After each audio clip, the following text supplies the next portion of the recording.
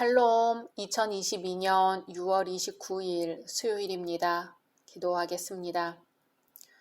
주님, 오늘도 말씀으로 이 하루를 열게 하심을 감사드립니다. 사랑하는 주님, 저에게 주어지는 모든 것이 주님의 선물임을 깨닫게 하옵소서.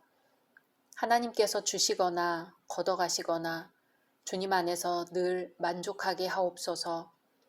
그리고 지금 이 상황에서 제 길을 보여주옵소서. 예수님의 이름으로 기도드립니다. 아멘. 오늘의 말씀은 레위기 24장입니다.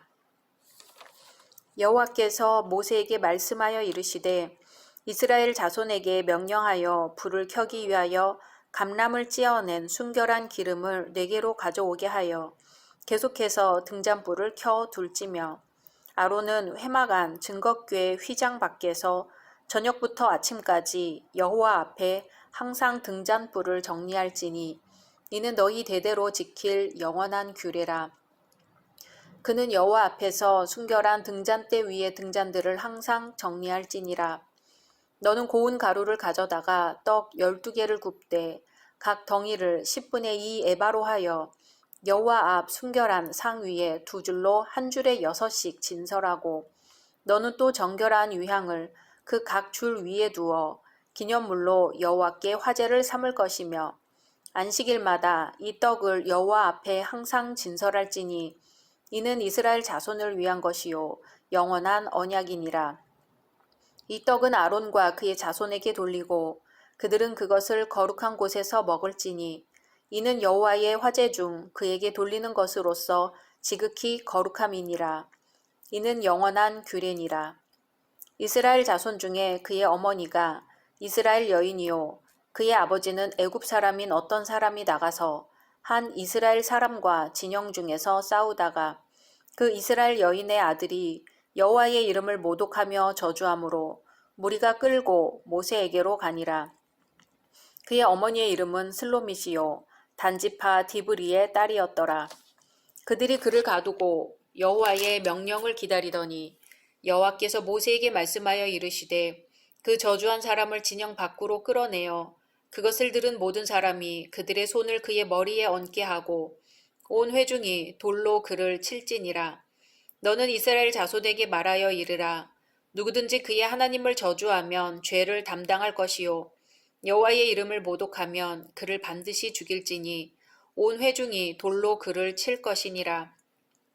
거류민이든지 본토인이든지 여호와의 이름을 모독하면 그를 죽일지니라. 사람을 쳐 죽인 자는 반드시 죽일 것이요 짐승을 쳐 죽인 자는 짐승으로 짐승을 갚을 것이며 사람이 만일 그의 이웃에게 상해를 입혔으면 그가 행한 대로 그에게 행할 것이니 상처에는 상처로 눈에는 눈으로 이에는 이로 갚을지라. 남에게 상해를 입힌 그대로 그에게 그렇게 할 것이며 짐승을 죽인 자는 그것을 물어줄 것이요 사람을 죽인 자는 죽일지니 거류민에게든지 본토인에게든지 그 법을 동일하게 할 것은 나는 너희의 하나님 여호와임이니라.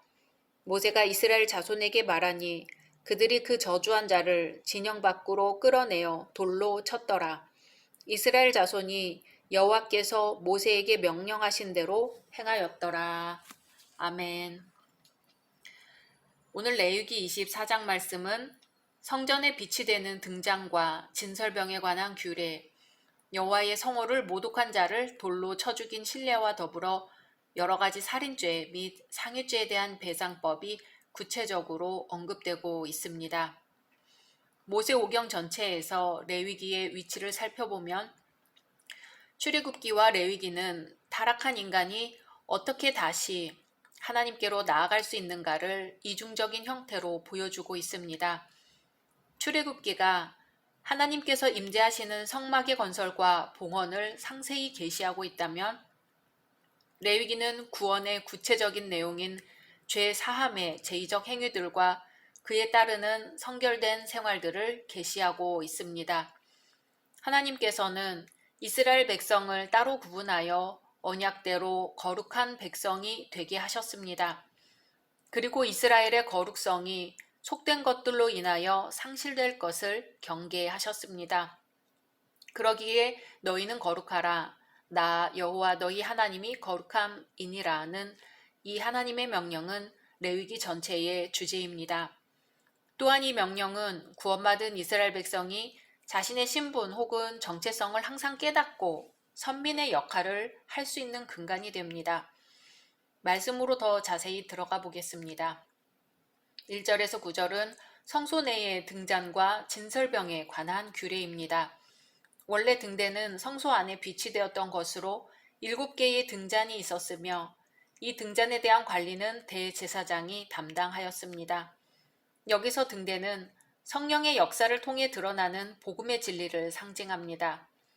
오늘날 성도들은 세상을 죄와 사망으로부터 구원하는 구원의 소식, 곧 복음의 진리를 밝히는 등대구실을 다하여야 합니다. 또한 진설병은 고운 가루 10분의 2 에바로 만든 떡덩이로 모두 12개를 만들어 성소 안 떡 상 위에 6개씩 두 줄로 진설하였습니다. 여기서 성소의 떡상 위에 진설된 12개의 떡은 이스라엘 12지파를 가리키며 신약에 와서는 예수 그리스도 안에서 영적 이스라엘이 된 모든 성도들을 비유합니다. 따라서 12개의 떡덩이가 여호와께 온전히 바쳐진 것처럼 오늘날의 성도들도 하나님께 온전히 바쳐지는 제물로서 물질과 시간과 재능뿐만 아니라 자신의 마음과 뜻과 정성을 모두 주께 바쳐야 합니다. 여호와께 바쳐진 진설병은 매 안식일마다 교체되어 진설되었으며 이는 하나님과 언약 백성 사이에 끊임없는 영적 교제를 의미합니다. 10절에서 16절은 하나님을 모독한 슬로모이스의 아들에 대한 처형이 나와 있습니다. 레위기가 기록될 당시에는 이스라엘 백성 사이에서 크고 작은 사건들이 꼬리를 물고 일어났을 것입니다. 그럼에도 불구하고 레위기는 8장에서 10장에 나오는 아론 가문의 제사장 위임식에 관계된 기록 외에는 대부분 역사적 사건이 아닌 율법 조항으로만 구성되어 있습니다. 그러므로 이 부분에 언급된 슬로밋의 아들에 대한 처형 사건은 매우 예외적이며 특별한 기록이라 할 수 있습니다. 이 사건이 이렇게 레위기에 기록된 것은 이 사건이 하나님의 이름을 더럽히고 저주한 자에 대한 판례로서 두고두고 교훈이 될 수 있기 때문이었을 것입니다. 10절 11절은 슬로밋의 아들이 하나님을 저주하는 장면입니다.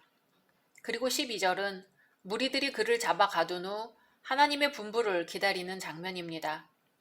마지막으로 13절에서 16절은 그를 돌로 쳐 죽이라는 하나님의 명령입니다. 이스라엘 민족은 애굽에서 노예 생활을 할 때 그들 중에 이방 족속인 애굽 사람들과 결혼한 경우가 많았으며 출애굽을 했을 때 이스라엘 민족과 더불어 나와 혼합된 무리로 함께 살았습니다. 그런 가운데 경건한 여호와 신앙을 가지고 살아가는 이스라엘 백성들과 우상 숭배 습성에 깊게 젖어있던 애굽인들 사이에 마찰이 많이 있었습니다. 이로 인해 여러 가지 사회 문제를 일으키기도 하였습니다. 오늘 말씀에 등장한 싸움도 결국 이런 차원에서 이해될 수 있습니다. 슬로밋의 아들에 대한 처형 사건은 하나님을 저주하는 것이 하나님의 권위와 질서에 대한 반역이며 교만의 극치라는 교훈을 줍니다. 또 하나님께서 금하시는 자포는 종교적, 도덕적 타락을 초래하며 그 결국은 하나님의 신성을 모독하는 엄청난 결과를 불러올 수 있다고 교훈합니다. 그리고 성도의 무분별하고 경솔한 결혼은 영적 타락을 초래할 위험이 있기에 배우자 선택에 있어 성도들은 기도로 임해야 할 뿐만 아니라 신중한 자세로 심사숙고해야 함을 교훈합니다.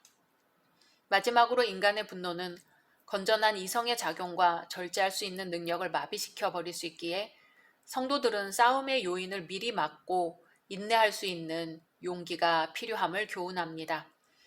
17절에서 23절은 살인죄 및 상해죄에 대한 배상법을 언급합니다. 이것은 이미 출애굽기에 나온 여호와의 명령이 다시 반복된 것으로 죄값 이상의 안갚음을 함으로써 더 큰 보복의 악순환을 미연에 방지코자 하는 인간 존중 사상에 그 기반을 두고 있습니다.